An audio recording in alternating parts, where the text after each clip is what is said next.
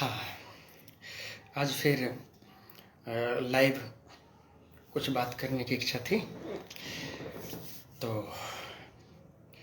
कुछ गूढ़ विषयों पर आज फिर हम बात करेंगे। ऐसा है, साधना के जगत में सबसे बड़ी विडंबना ये है कि जिनको कोई भी अनुभव नहीं है वो किसी भी चीज़ पर मंतव्य देने लगते हैं। हो सकता है कि किसी एक मार्ग के वो राही हों, लेकिन मार्ग के राही होने में और किसी ऐसे स्थान पर पहुंच जाने में जहां से आपको चीज़ें स्पष्ट हो जाती हैं, दोनों बातों में बहुत भेद है। अपने मार्ग को ही ठीक से लोग नहीं समझ पाते हैं, तो अन्य जो उनके मार्ग से भिन्न है उसको कैसे समझ पाएंगे। और जहाँ तक बात है कि शक्तियों की, ऐसा नहीं हो सकता कि आप कोई भी साधना कर रहे हैं और आपको किसी सिद्धि का, शक्ति का अनुभव ना हो। अवश्य में भी होता है। यदि ऐसा नहीं हो रहा है, इसका मतलब कहीं ना कहीं आपसे चूक हो रही है।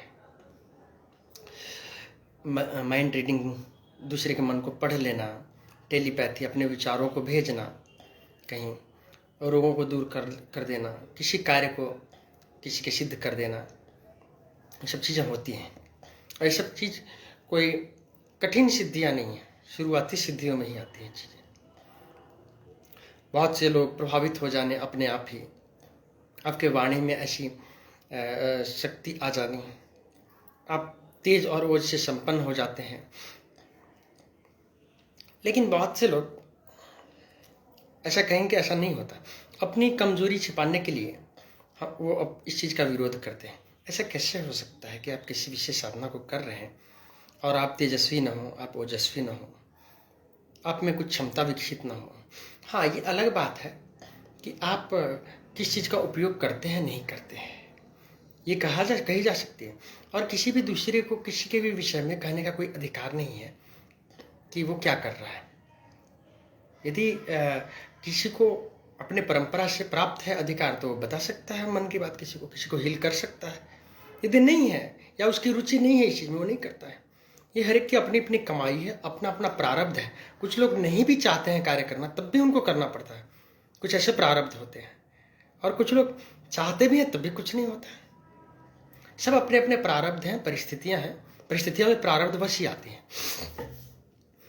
तो जल्दी इस संदर्भ में भी कुछ प्रायोगिक प्रैक्टिकल बातें रखी जाएंगी कि ये चीज़ें होती हैं कि नहीं होती हैं, और बहुत जल्द है। चूँकि हाथ कंगन को आरसी क्या, पढ़े लिखो को फारसी क्या है, तो चीज़ें दिखती हैं। स्वामी जी कहते थे कि एक संत थे, वो कहते थे कि होती हैं जहाँ, वहाँ चीज़ें दिखती हैं, है ना। नहीं तो जहाँ नहीं है वहाँ पर 50 पर्दे डाले जाते हैं। और जिन चीज़ों को हम नहीं समझते हैं, अधिकतर विडंबना ये है, हम उनको काल्पनिक या बाद में जुड़ा हुआ कह देते हैं या झूठा कह देते हैं। आप कैसे प्रामाणिक रूप से ये बात कर सकते हैं कि ये नहीं है, जबकि आप एक राह के बस शुरुआती चलने वाले हैं। और अक्सर ऐसा शुरुआती चलने वाले लोग ही कहते हैं। जो जानने वाले लोग हैं, जिनका अनुभव है, वो नहीं कहते इस पर कुछ भी, क्योंकि उन्हें पता है कि बहुत से रास्ते हैं। हमारे सनातन में बहुत सी प्रक्रियाएं हैं, बिल्कुल विरोधी प्रक्रियाएं भी हैं। और इस बात को जब तक हम ठीक से समझते नहीं हैं, तब तक हमें कहने का कोई अधिकार नहीं है, बल्कि हम उस पाप कर्म के भागी होते हैं। हम अपनी साधना को खराब कर लेते हैं। आप बचें कुछ भी कहने से पहले, जब तक कि आप पूरी तरह से अपने अनुभव से श्योर न हो। और वो अनुभव तभी आएगा जब आप अपनी साधना को पूरी तरह से, अपनी साधना के, जिस साधना में आप चल रहे हैं, उसकी अंतिम अवस्था को आपको लगता है कि आप प्राप्त हो चुके हैं, आपको दृष्टि प्राप्त हो चुकी है देखने की। साधना में कम से कम ऐसी स्थिति आ जाए, साधना का अंत तो कभी नहीं होता, लेकिन आपको इतनी दृष्टि प्राप्त हो गई है कि आप देख सकें। खैर, तो आज संध्या पर बात करते हैं। कई चीज़ें ऐसी नहीं कही गई हैं, और जहाँ लिखी गई शास्त्रों में गूढ़ तरीके से लिखी गई है, या वो लुप्त हो गई। तो संध्या पर बात करते हैं, जो सनातन का सबसे आधार था, संध्या। इसके बिना किसी भी साधना के में आगे बढ़ना करीब करीब असंभव है। एक्सेप्शन, अपवाद अलग है। और दिक्कत यह है कि हम सभी अपने को अपवाद मानना चाहते हैं, और यही दिक्कत हो जाती है। जो अपवाद होता है वो तो फिर वो चल पड़ता है, उसको दिक्कत नहीं आती साधना में। लेकिन हम सभी शॉर्टकट्स चाहते हैं और शॉर्टकट्स यही है कि शॉर्टकट्स कोई भी नहीं। तो हम संध्या पर बात करते हैं जो मूल आधार है हमारा। 5 आमनाय कहे गए हैं, हर एक साधना के, हर एक मंत्र के, हर एक देवता के 5 आमनाय होते हैं, इसीलिए 5 संध्याएं हैं। गायत्री के भी 5 मुख हैं और 5 संध्या हैं। अब कुछ लोग कहते हैं कि वैदिक संध्या है, वैदिक मंत्र रात्रि में नहीं किए जाते, ठीक बात है, लेकिन पता ही नहीं है लोगों को कि गायत्री कौन सी कर रहे हैं। वो तांत्रिक कर रहे हैं, वैदिक कर रहे हैं।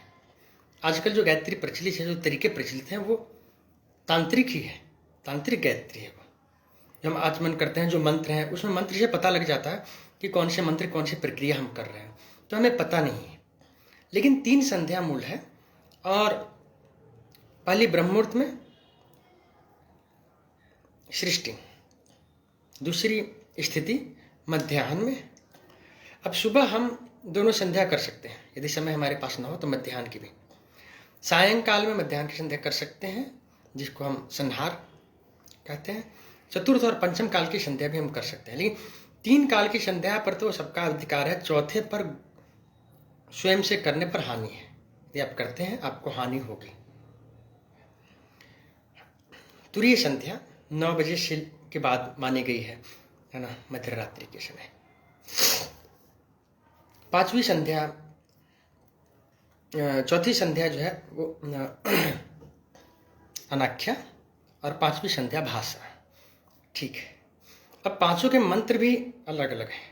कुछ परंपराओं में चौथे का ही मंत्र चलाया जाता है और कुछ में 5वें का ही, ये भी ठीक है।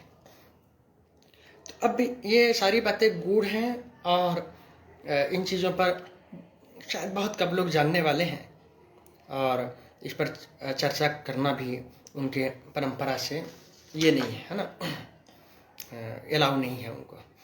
अपने अपने अधिकार की बात होती है कि किसको कितना इस अस्तित्व ने, उसकी परंपरा ने खुले हाथ छोड़ा हुआ है।